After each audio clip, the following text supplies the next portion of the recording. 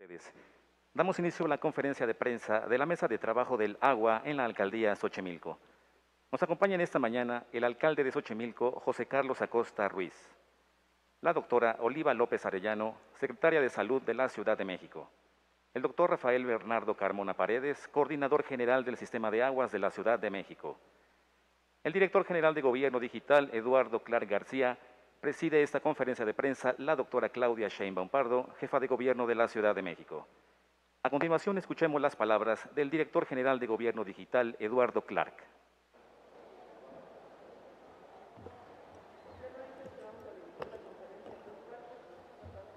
Claro. Bueno, primero que nada, muy buenos días a todos.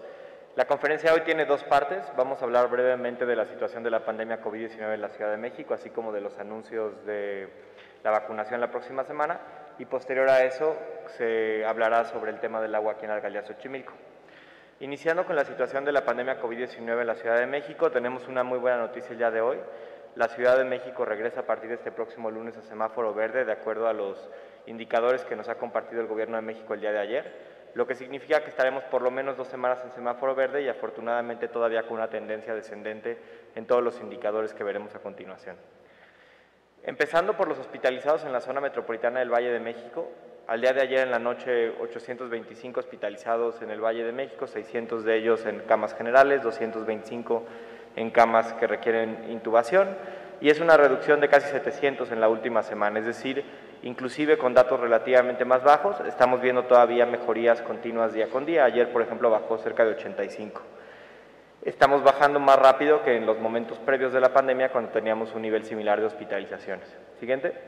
En el caso de la Ciudad de México, los datos son similares: 739 hospitalizados en la Ciudad de México, de los cuales 295 requieren uso de ventilador, y tenemos también una reducción, como se aprecia en las gráficas, bastante clara en los últimos días, es decir, seguimos mejorando día con día. Siguiente. Esto también es claro si vemos los positivos, el número de personas que salen positivas diarias al COVID-19 en los kioscos y macroquioscos de la Ciudad de México. El promedio de los últimos 7 días, estamos identificando menos de 305 personas, para ser exacto, en los últimos 7 días, promedio diario, lo que es una reducción ya del 96% con respecto al máximo que observamos el 17 de enero. Como pueden observar en la línea punteada, estamos ya muy similar a los niveles más bajos que tuvimos en toda la pandemia durante el segundo semestre del 2021 y también en los meses de mayo y junio de ese mismo año.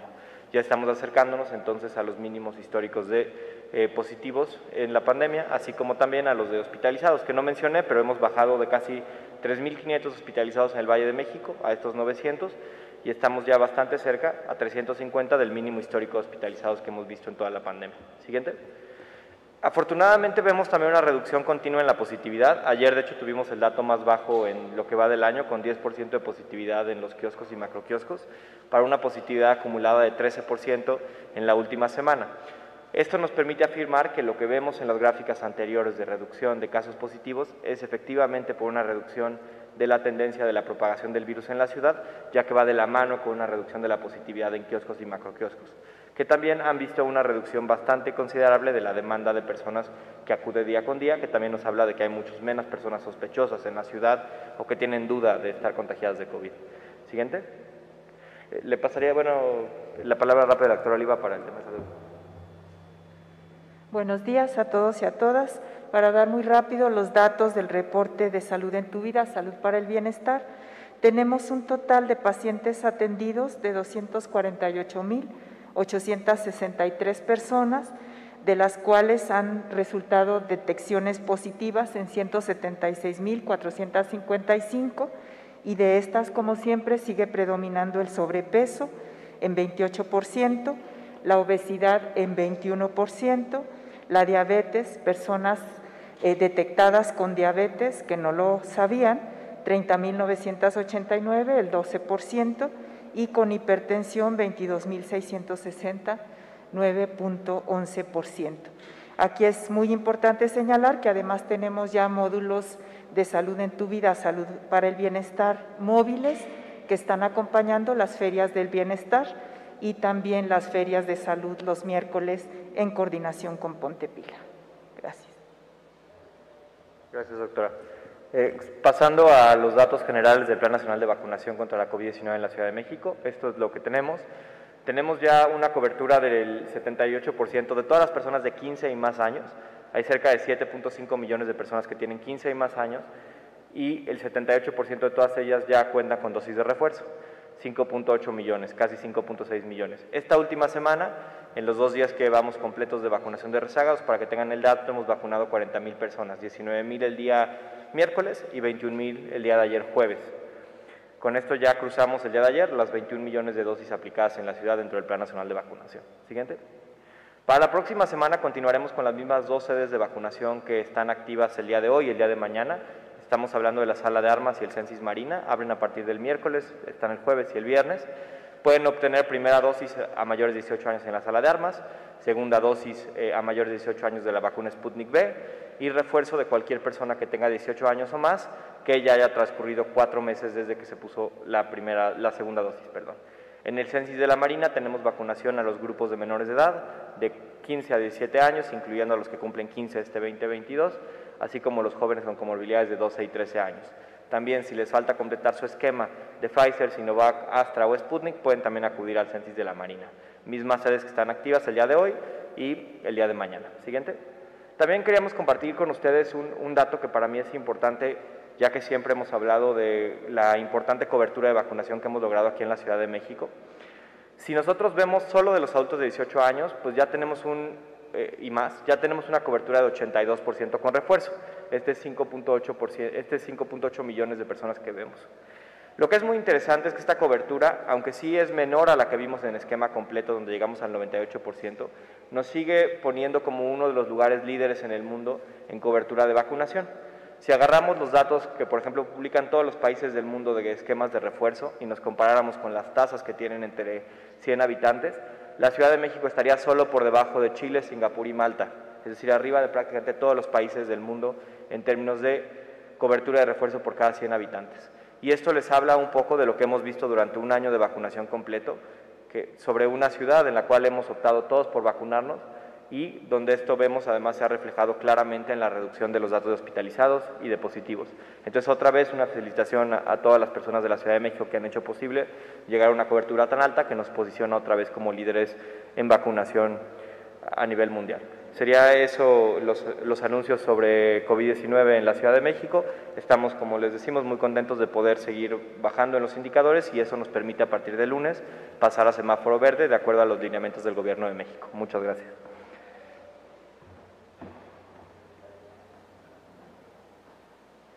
A continuación, escuchemos las palabras del alcalde de Xochimilco, José Carlos Acosta Ruiz.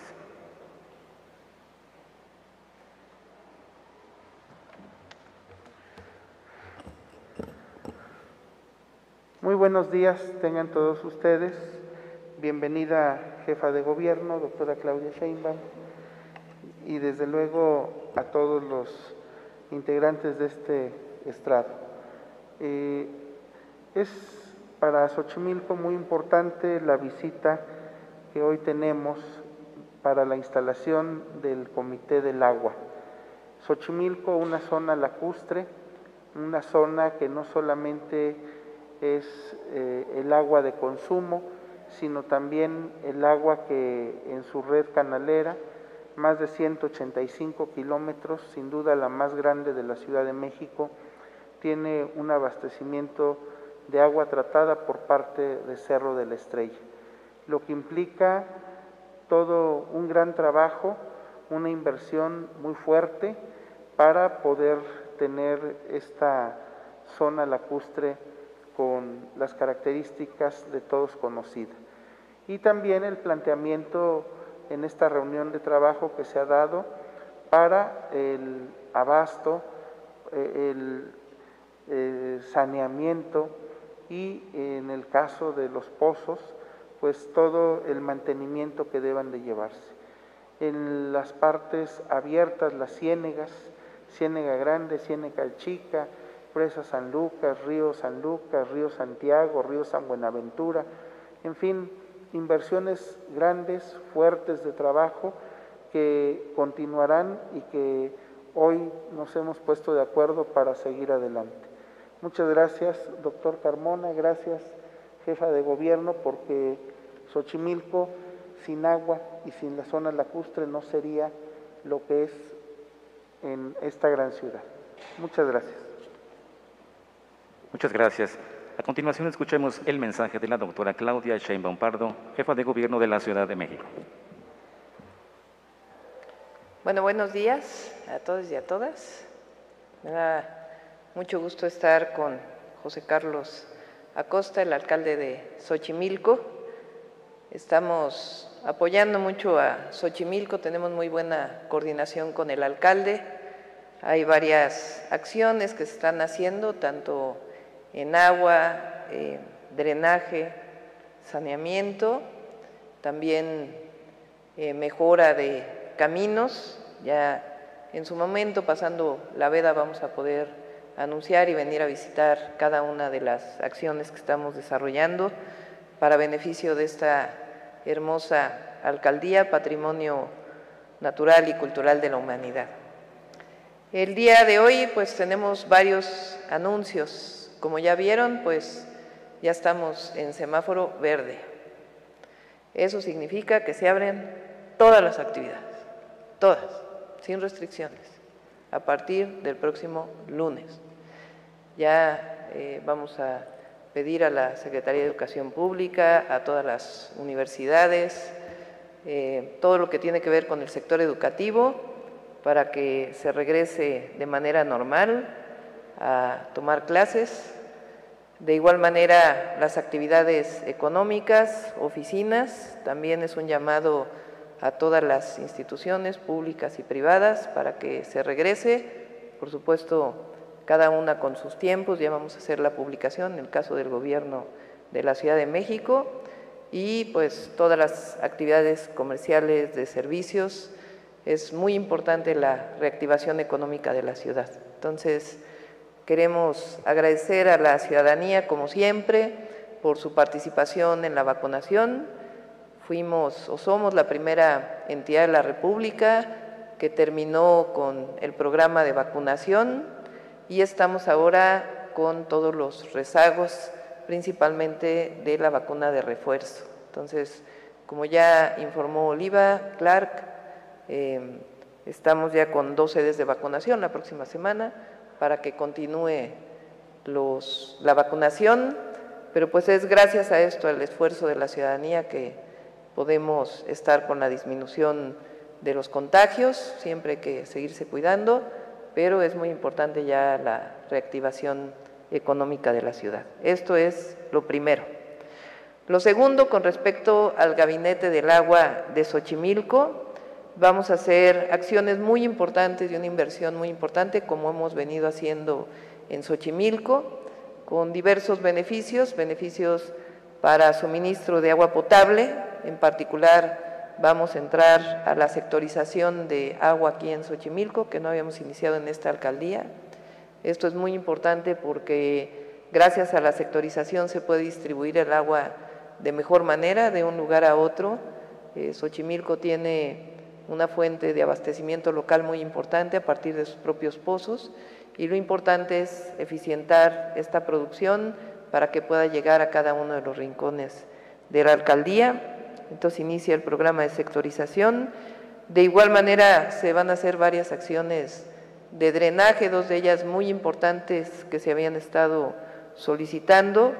Es un drenaje que ustedes creo que me acompañaron una vez que estuvimos por aquí casi hace 2 años, en el límite de San Gregorio Atlapulco y San Pedro Actopan, entre Milpalta y Xochimilco, que ahí estábamos haciendo una obra de vialidad y la gente lo que nos pidió fue una obra de drenaje. Ya se inició desde el año pasado, pero este año lo vamos a terminar. Eso va a ser muy importante para sanear San Gregorio y, por supuesto, pues el saneamiento de Milpalta y San Pedro Actopan. Y después vamos a entrar a algunos de los canales de aquí del centro de Xochimilco, en particular Caltongo y un bordo en el canal de Apatlaco. Esto va a ayudar también no solamente para el drenaje, sino para el saneamiento de canales y para poder llevar más agua a la zona chinampera de Xochimilco. Entonces, ya cuando podamos hablar bien de esto vamos a poderlo hacer, pero es importante que los habitantes de Xochimilco sepan que estamos muy coordinados y estamos apoyando a los habitantes de toda la ciudad y en particular de Xochimilco. Entonces, ese es el segundo anuncio de manera muy importante. Entonces, son creo que los dos más importantes que podemos hacer en este momento. Iniciamos sesión de preguntas y respuestas con Efrén Argüelles de Grupo Imagen.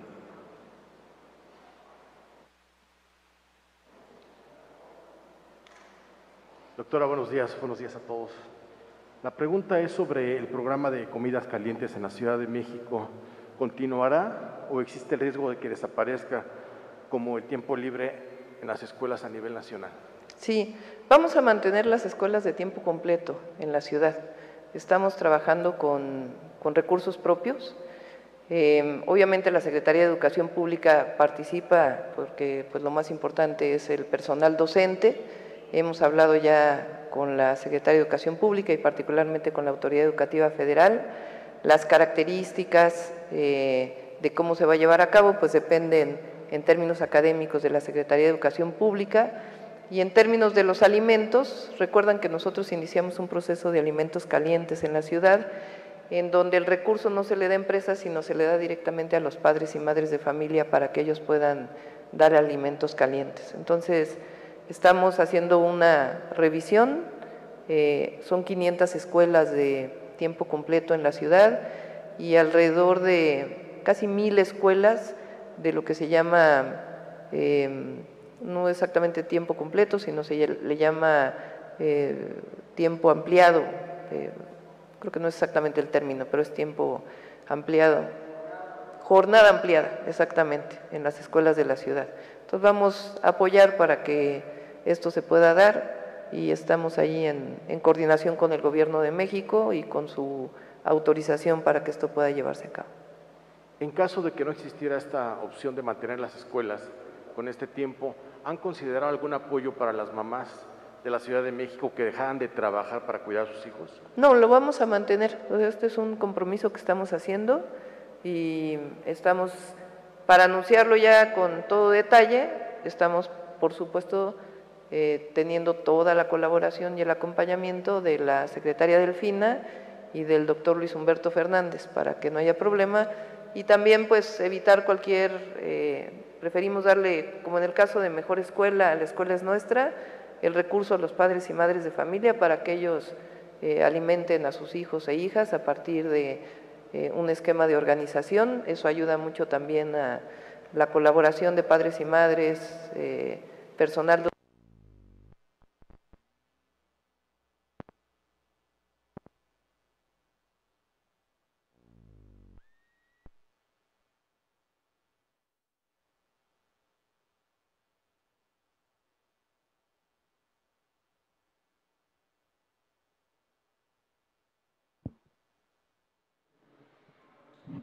Sí, pero estamos esperando a los compañeros de los medios para que puedan tener todo el audio. A quien nos ve en las redes sociales, un segundito.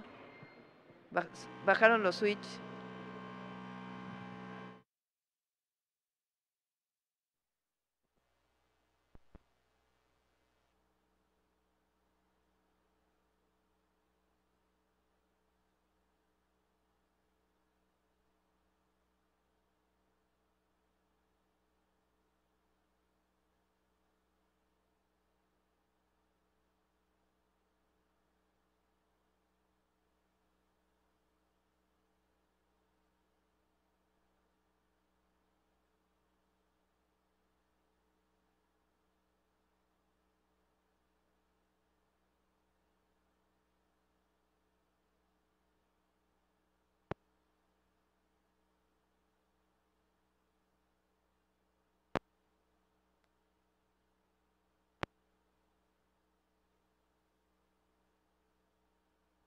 Sí, ahí está. Muy bien. Y ya para concluir, doctor. Entonces, decíamos que nos vamos a coordinar con la secretaria Delfina, con el subsecretario Luis Humberto Fernández, para que puedan mantenerse las escuelas y también pues en una revisión de cuáles realmente eran de tiempo completo, cuáles no, y por supuesto siempre en coordinación con maestros y maestras, con el personal docente y administrativo de las escuelas. Ya para concluir.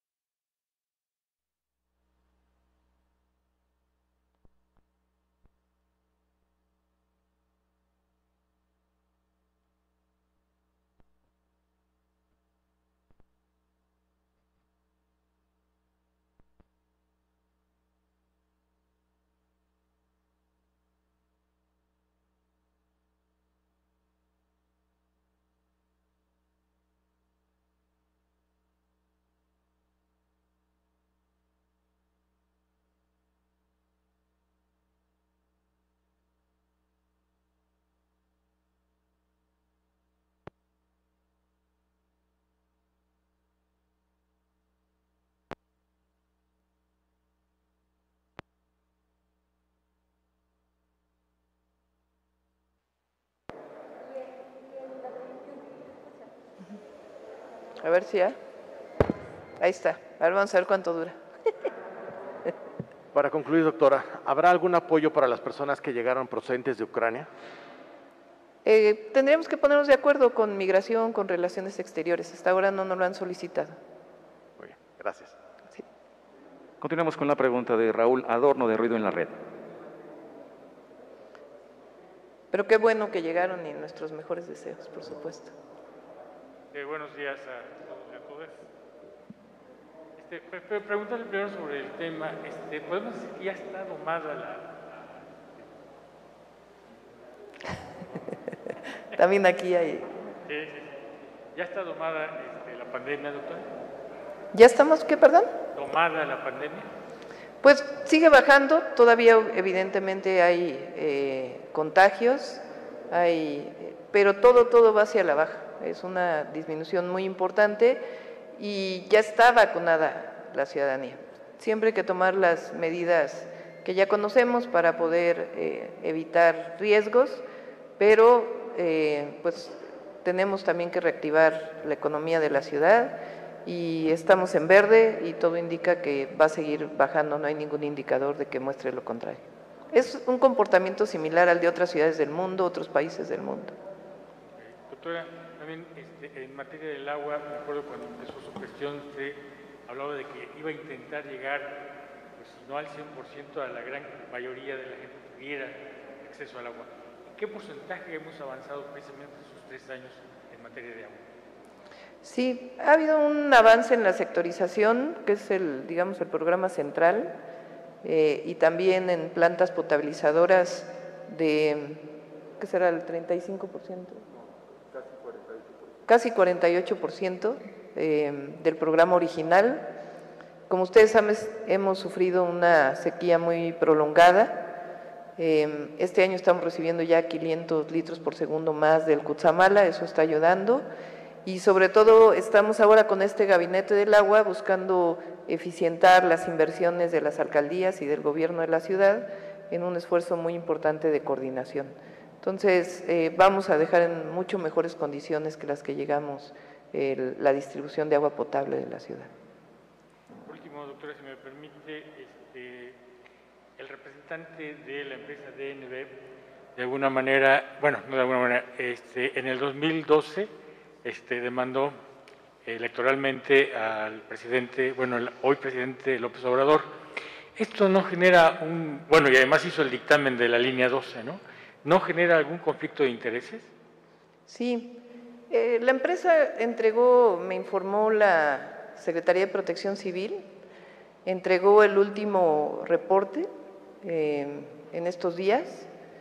Está en revisión por parte del grupo técnico del gobierno de la ciudad.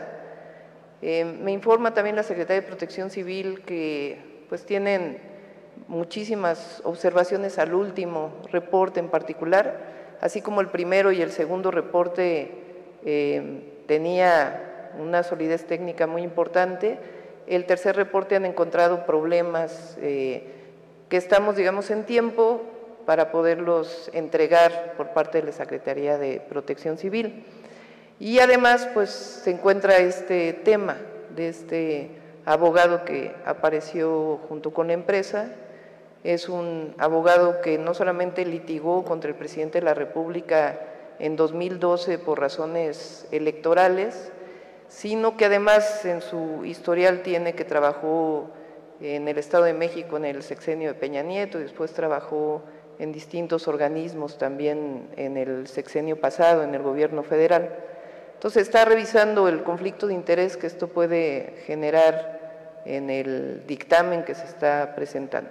Entonces, con todo gusto después se puede dar mayor información. Ahora, ¿qué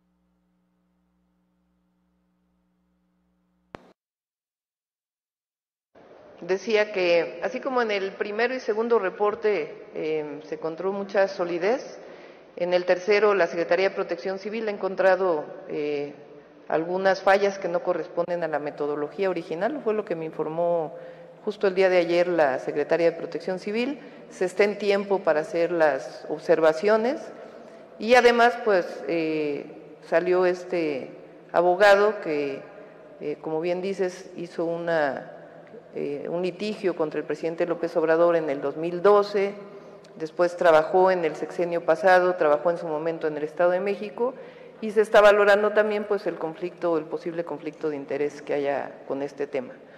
Ahora, sobre la línea 12 y algo muy importante, y creo que hoy que estamos aquí en Xochimilco y cerca de Tláhuac, lo más importante es la rehabilitación, como siempre lo hemos dicho. La parte judicial pues obviamente le corresponde a la Fiscalía General de Justicia. Ha habido una atención muy importante a todas las víctimas y en el caso de la rehabilitación, el día lunes se presenta ya el programa de trabajo de la rehabilitación por parte de la Secretaría de Obras, principalmente y del Metro de la Ciudad de México. La parte del proyecto ejecutivo de la rehabilitación de la línea 12 ha tomado su tiempo. ¿Por qué es esta razón? Cada claro, son más de 200 claros que se tienen que rehabilitar en la parte elevada, tiene características específicas. Entonces, el proyecto ejecutivo para su rehabilitación pues ha tenido que tener un estudio muy detallado para garantizar la seguridad en primer lugar y además poder llevar inclusive ahora al reglamento de construcción posterior al 2017. Entonces, por estas razones que ha habido tiempo en el proyecto ejecutivo y de igual manera la parte subterránea que también se están haciendo algunas adecuaciones.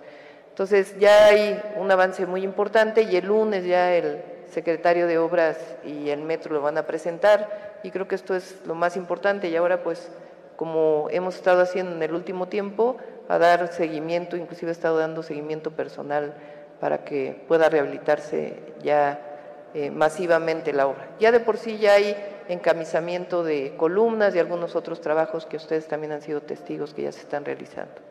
Pese a estos retrasos, el secretario de Obras nos había dicho que él espera que la línea 2 esté funcionando en el último trimestre del año. ¿Cree que se pueda? Ese es el objetivo, que este año esté funcionando. Muchas gracias. Gracias. Continuamos con la pregunta de Raquel Flores, de Grupo Fórmula. Gracias, buenos días, doctora, buenos días a todos. Con estas cifras que nos presentan hoy en cuanto a la pandemia, la reducción en los contagios, ¿en el corto plazo podríamos decir que en la ciudad se va a dejar de utilizar el cubrebocas?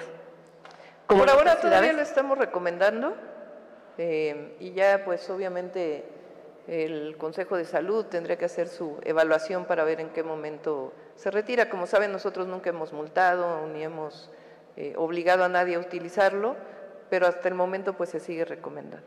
¿Pero estaremos cerca como en otras ciudades donde ya lo están dejando de usar? Pues ojalá, a ver la Secretaría de Salud en su consejo ya que nos informe. Gracias. Y por último, doctora, amanecimos hoy en el Zócalo, o amaneció el Zócalo ya con vallas, tanto en Palacio Nacional como en la Catedral Metropolitana, previo a la marcha del 8M. ¿Contemplan otras zonas donde vayan a poner vallas para evitar los disturbios que hemos visto en otras ocasiones, doctora? Sí, si nos permiten, el lunes vamos a dar información sobre el tema de la movilización del 8 de marzo para que pues todo el mundo tenga conocimiento. Gracias, doctora. Gracias. Continuamos con la pregunta de Carlos Navarro, del Heraldo.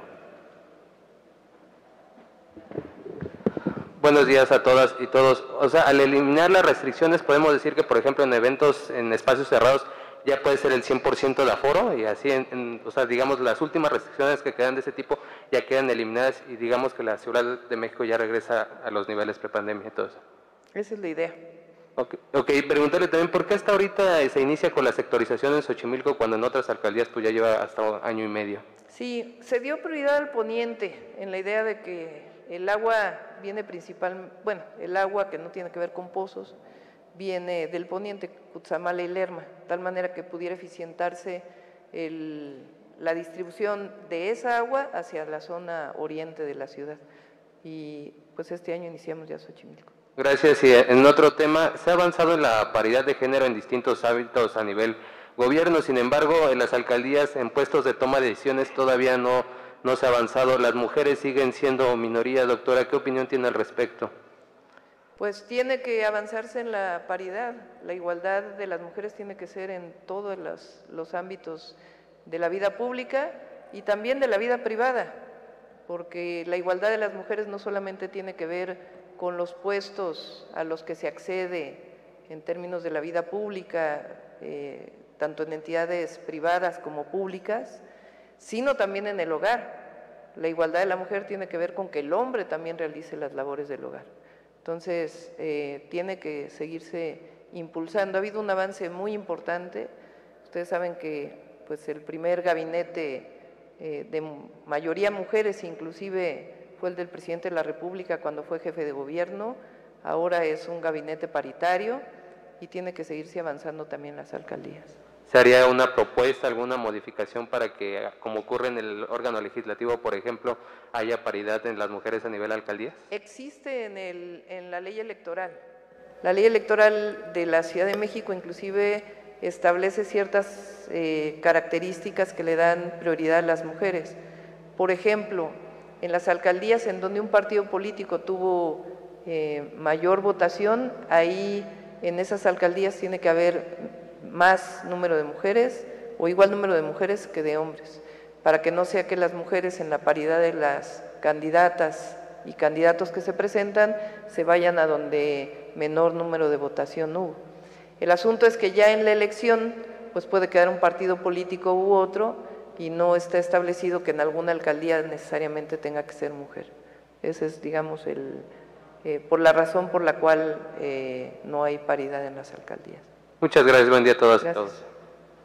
La pregunta es de Gabriela Jiménez, de Canal 11.